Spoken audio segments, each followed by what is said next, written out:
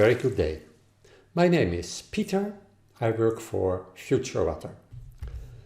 In this tutorial in the series Mastering WEAP, I would like to present you automatic model building using catchment delineation. And I would like to start with thanking the Stockholm Environment Institute and especially Jack Sieber for developing this wonderful model called WEAP.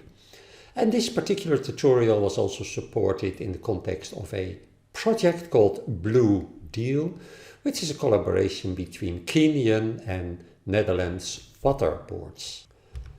So when we open WEAP, normally we see the model which we've worked on the latest time. But in this case, we are going to create a new model using WEAP's new feature, which is called Catchment Delineation Mode, which is really very good, because you can create your model from scratch within a couple of hours, including all kinds of data and ready to do your analysis. So we start with saying area and create a new area. So we go to area, create new area, and we will give it a name.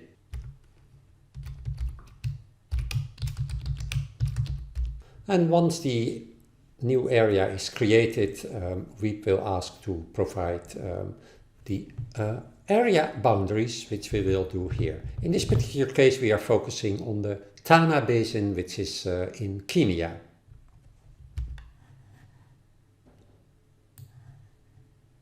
So I just roughly create the area, and later we will refine this area. And in order to ease model creation, we are putting some background layers, which can be done here at the left. Right mouse click and say add vector layers. So I will put a couple of background layers here. Okay, I've added some background layers which were prepared in a GIS system. And now it's very important, if you are doing catchment delineation, to go exactly to the catchment you really want to work on. And therefore we go again to area and set the boundary areas, which is under schematic set area boundaries.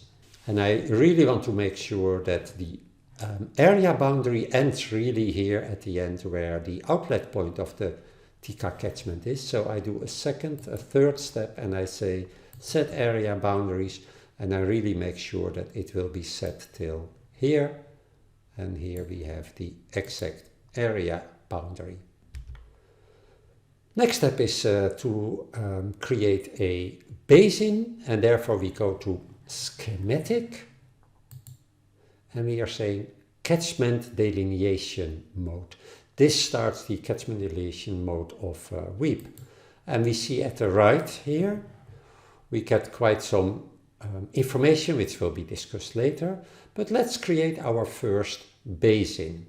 And here at the top right it says, to create a basin, click anywhere on the map to create a basin and catchment containing the point clicked. And the funny thing is, it doesn't matter where you click, you just click somewhere in the basin you're interested in, and WEAP is going to create the basin for you. So I just click here somewhere, and then the basin should have a name, and I just provided the name Catchment 01, and there is something which is called a river automatically, and I will just call that River 01. And then when I just finish, WEAP is starting to calculate. Normally this can take a while because WEAP is downloading a lot of data, including the digital elevation model, some climate data, land cover data. And after a couple of minutes you get this result. And interesting to see is that WEAP has generated a basin, and the basin has one catchment. And there are rivers. At the moment only one river is created. And there is also one catchment site generated, which you can see here. And at the right of the screen, you've got quite some other information on what was generated. Interesting to see is that my original basin boundary, which is shown here in black, is a little bit different from the one which is generated by WEAP, but that has to be done, of course, with different resolutions of the digital elevation model. Okay, I've fine-tuned the sizes of the labels in WEAP. And at the moment we've got one basin which exists out of one catchment, and this has only one river. But to get more realistic results, it's important to have more than one river, which generates more than one catchment.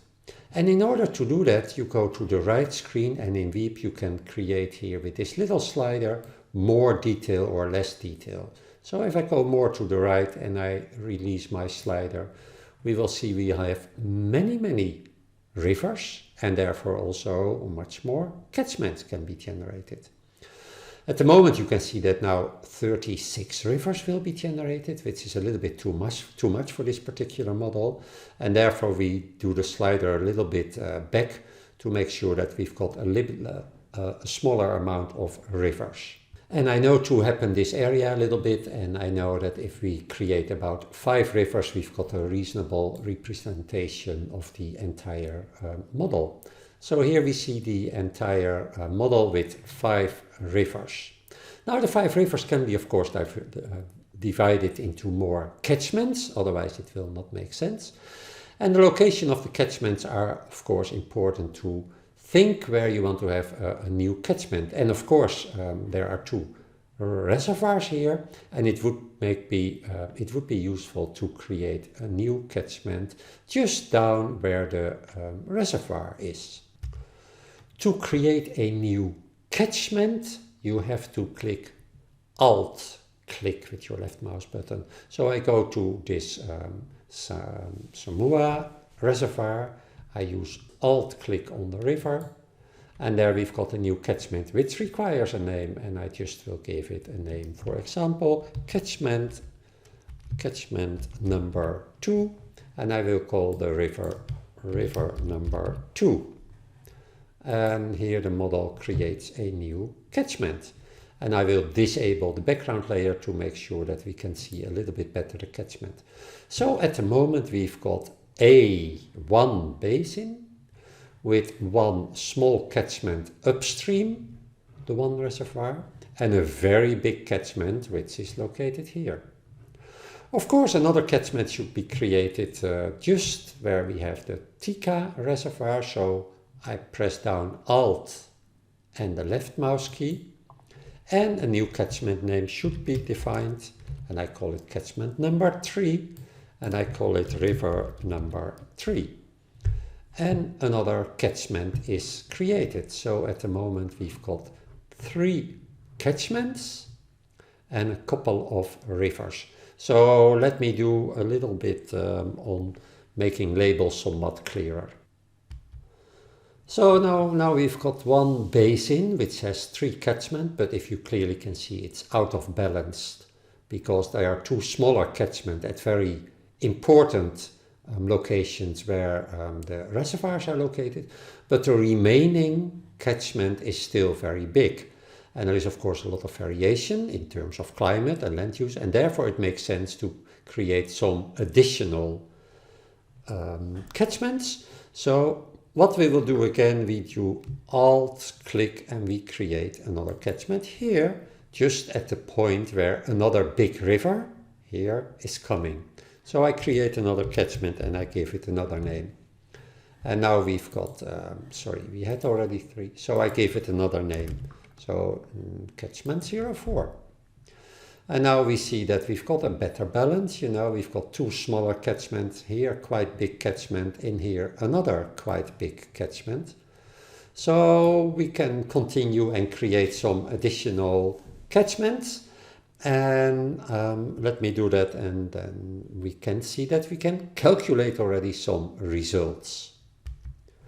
Okay, so we've created some additional catchment and some additional rivers, and this is more or less a kind of acceptable way where we've got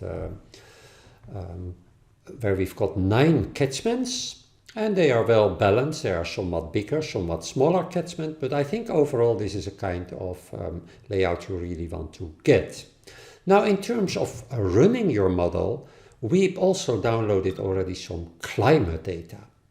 Now the climate data is only up to 2010, So if you don't have additional climate data, you have to make sure that your model will run till maximum 2010. So what you can do is you can go to general, years and time steps, and make sure that the last year of the runs is 2010. So I'm running here a period of 5 years. And the funny thing is, now you just can go to results and the model starts to calculate. This might take a while. And then you get already information on whatever you like. So there will be, as discussed in the previous video, there will be stream flow data, which can be seen here.